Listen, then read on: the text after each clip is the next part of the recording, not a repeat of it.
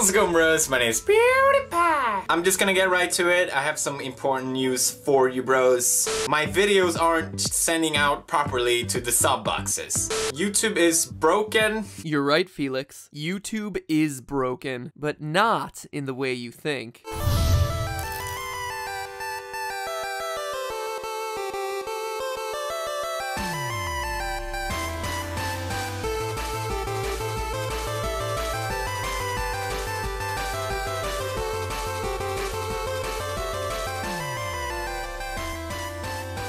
Hello, Internet! Welcome to Game Theory, where today, the name of the game is YouTube. Cause let's be honest, that's the only way that this theory could be housed under the guise of game theory. YouTube isn't really a game. I mean, if we're being completely honest, it is. Anything can technically be made into a game. Ask Mary Poppins. Snap! The job's a game! And it does have a leaderboard and things like that after all, but you guys are always a little bit picky about what game means. Like I did game show theory that one time and you guys were all like, man, this isn't really a game theory, but it was. It was, let's be honest. Can this show just be a theory about something MatPat is interested in yet? Have I earned that level of trust with you? No? Okay, moving on. As loyal theorists may recall, because I've mentioned it a few times here, when I'm not researching the airspeed velocity of a flying elf boy attached to a chain, I'm helping other YouTube creators optimize their channel and grow their audiences. At this point, I've worked with about 80 different channels, ranging from guys just starting out, hey there early Gaijin Goomba, to some of the bigger guys like Smosh and Miss Glamorazzi. But one thing I've seen time and time again is the belief that the YouTube sub box is broken. Verbal shorthand for the fear that if you're a subscriber to a channel, say the Game Theorists, you aren't being notified on your homepage of our latest videos, like the one you're watching now. And if you're just a casual viewer of YouTube, you might wonder why this is an issue. I mean, people miss episodes of TV all the time, skip tweets, Facebook posts, whatever, and I get that. But if you're a hardcore fan missing Zoella's latest OOTD, that's beauty talk for outfit of the day, it means you're behind, you're out of the loop. When I make a passing reference to Bat Cow when you missed my Lego Batman episode, you're not a part of that inside joke, which kinda sucks if I happen to be your favorite creator, which, you know, I would be totally okay with if I was. That'd be pretty cool, actually. I would be very flattered by that. But fandom is only part of the problem. Where the situation is dire is for us YouTube creators. A broken sub box is a huge concern since it means we're not getting shown to the people who willingly signed up to be notified of our content. Getting seen on YouTube is harder than ever today, so every subscriber is precious. Small channels because you need those people to help you grow, and big channels because this is now your life. Those people watching you is what keeps you fed and keeps the lights on. Subscribers give creators a sense of stability, which is important if you're trying to make this your job. And although this has always been a lingering myth among creators, when PewDiePie recently did a video on the subject, I thought it was time to tell you a bit about my theory. My YouTube theory about why this happens. Now let me start by saying that even though this is my personal theory, this is far from a shot in the dark. In my work, I live in YouTube analytics, so I've crunched a lot of data on this channel and other channels I've worked with, running experiments on everything from which side of the screen is strongest, left, to what color of annotation gets the most clicks. That's my little secret. But also big stuff too, like how frequently a channel should upload, which, when you think about it, is a pretty complicated question. You never get negative views on a video,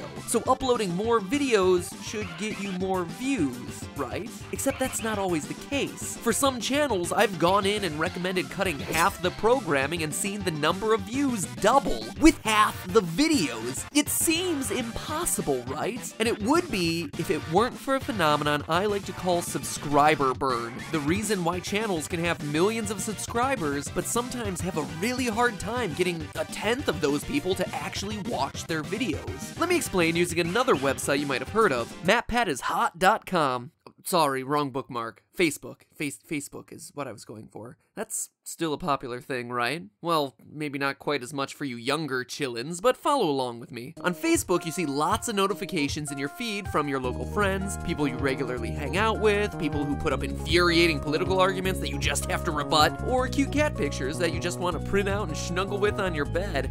Am I the only one? Please say I'm not the only one. And while I have thousands of friends on Facebook, hashtag popular, hashtag subtle brag, hashtag I have no clue who half these people are, I don't see most of the posts everyone is making. Why? Well, I've had a lot of those friends for a long time, most of them coming from high school and college, and although they're posting something every day, Facebook is filtering them out for me because they know I haven't engaged with those people, or more accurately, engaged with their posts for a long time. To Facebook's algorithms, this means that their stuff isn't relevant to me, doesn't interest me anymore, so it stops showing them to me. Or look at it from the other side. A few months ago, every other post was something like top 7 marriage proposals, OMG number 4 totally made me want to go divorce my husband and marry this other guy. And that's because everyone and their grandmother literally wanted to find out what sort of musical dance number, ice sculpture thing this veritable King of Hearts had done to lock down that number 4 position. So everyone who saw that post would click on it. Highly engaging post, more people see it, and all of a sudden my friend who posted that thing jumps to the top of my feed every day. By clicking that one article, I told Facebook that my close friend was posting content I was interested in, and they took it as their chance to open the floodgates and show me all of her stuff. At least until I stopped engaging with her endless flow of selfies and not so subtle cries for attention. And although that's a lot about Facebook, from what I found, YouTube works the same way. Just replace the word friend with subscriber. Call it what you will though, we're still totally friends. Theorists in the house, what?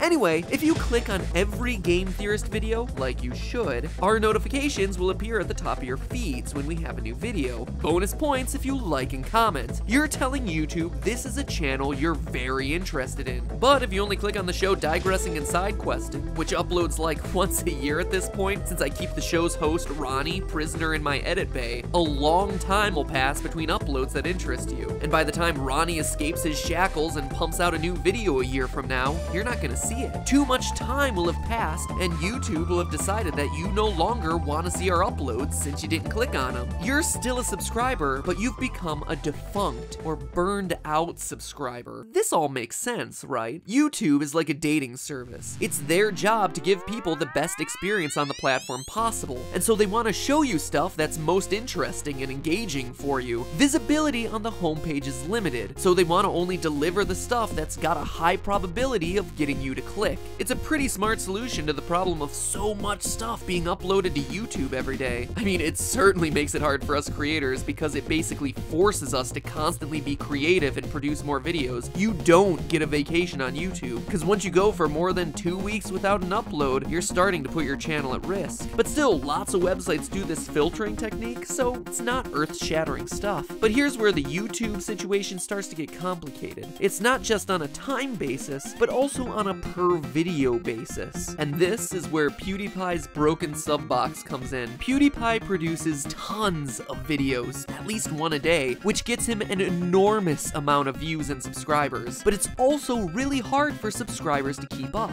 For even the most dedicated of bros, 100 minutes a week of Maya, Marxia, and fisting is a lot to watch. So they end up skipping videos, missing them, while Felix keeps working his little pink headphones off to keep them flowing out. At a certain point, between the new uploads that Pewds is pushing out and the ones that the true bro has missed or skipped, they hit a certain percentage of watched to unwatched videos, and YouTube determines that the subscriber is no longer interested in the channel's content, which results in PewDiePie's videos no longer appearing in their notifications. Here, it's not a problem of time, but a problem of engagement. Because of the amount of new content PewDiePie is producing every week, he burns through his subscribers faster. His total subscriber number stays the same, but only about 30% of that 32 million are actually seeing notifications from the Pewds. Let me illustrate with something a little closer to home. The show you're watching right now, Game Theory. You guys really love this show, and I am so grateful to every single one of you that click on each new upload. But with each episode taking around 100 hours to make,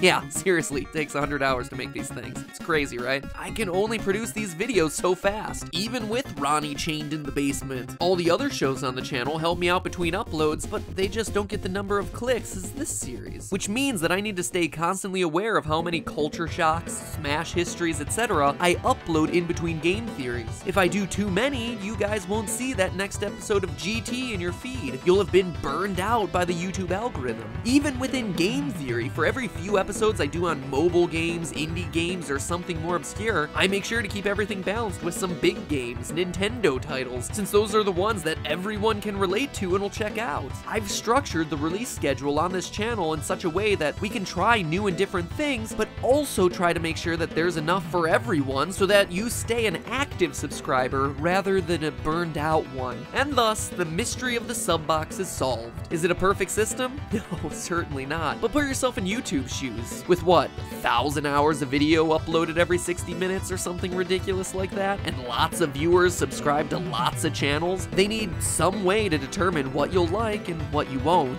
And as evidenced by the number of people who use this site, they must be doing something really well. But there's an underlying message here that gets really scary. The subscription box, broken or no, is a real problem. Right now, YouTube's algorithms are optimized to drive increased watch time, and that's great, but what if their priority shifts? What if they want to start promoting videos that don't get watch time, but instead get the most advertising dollars? I mean, can you blame them? At the end of the day, they are a company that wants to make money, but what that would mean is that the PewDiePies and game theorists of the world would start to get fewer views, and would be replaced by the Jimmy Kimmels and Ellen DeGeneres's, because let's face it, for as awesome as Felix and I may be, we're not on TV. Well, one of us isn't at least. But you know what I mean. Advertisers want star power and will pay more to get promoted in front of videos featuring people they've heard of. And although you've all heard of me, which is unbelievably flattering, I don't think the president of NBC has. But then all of a sudden, the audience us YouTube creators have worked to build disappears. And our life and the lives of those people we work with fundamentally change. And get this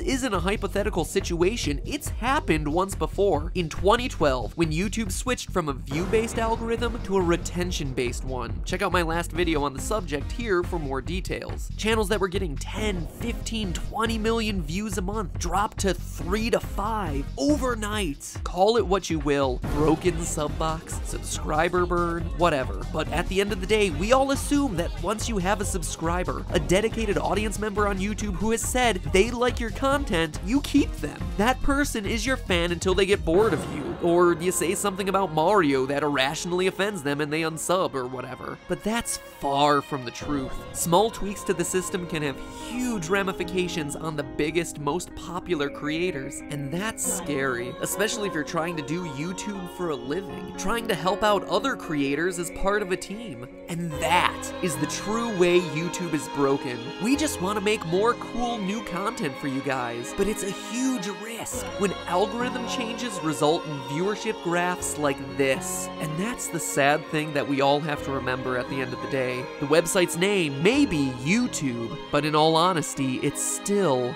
their tube.